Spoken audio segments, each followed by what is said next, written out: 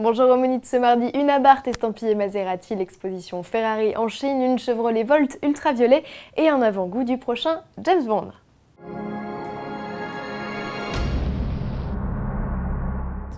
Fiat se plaît à collaborer avec les marques les plus prestigieuses de son groupe. Après sa 500 hommage à Ferrari, la firme lance une édition Maserati basée sur la version découvrable du pot de yaourt.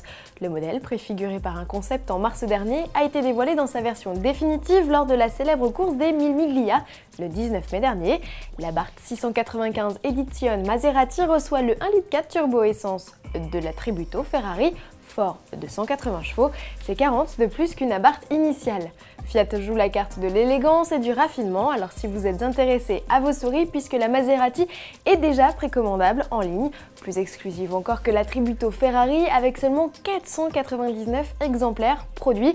Son prix pourrait lui flirter avec les 50 000 € minimum. Restons chez Ferrari, la marque au cavallino rampante a investi le centre italien de Shanghai en Chine. Le constructeur y organise une exposition exceptionnelle durant 3 ans.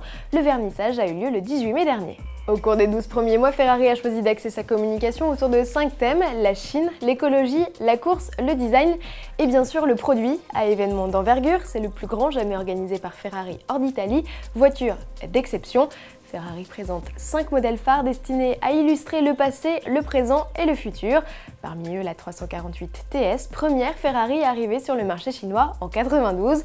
À l'opposé, la Ferrari FF, dernière née et première 4 roues motrices de l'histoire de la marque. La Chine est un marché clé pour la firme, c'est son deuxième plus gros client. De l'art à présent avec une toile réalisée par l'artiste Ian Cook, le Britannique s'est fait une renommée en peignant à l'aide de voitures radiocommandées. Une idée originale qui n'a pas laissé les constructeurs indifférents, Chevrolet succombe pour la 4e fois. Après une Camaro ou encore une Spark, la firme américaine a commandé une Volt. L'artiste n'a toutefois pas fait dans la simplicité puisqu'il a choisi cette fois-ci de peindre avec des coloris sensibles aux ultraviolets.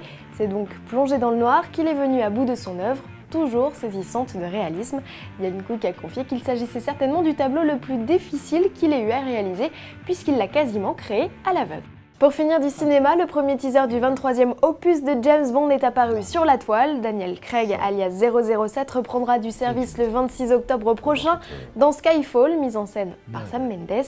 Le passé de M, Judi Dench, va ressurgir, donnant à l'agent de Sa Majesté des envies de meurtre. Au menu de l'action et de belles autos, la célèbre Aston Martin DB5 a elle aussi signé pour une nouvelle saison et on imagine bien d'autres sportifs encore. À demain.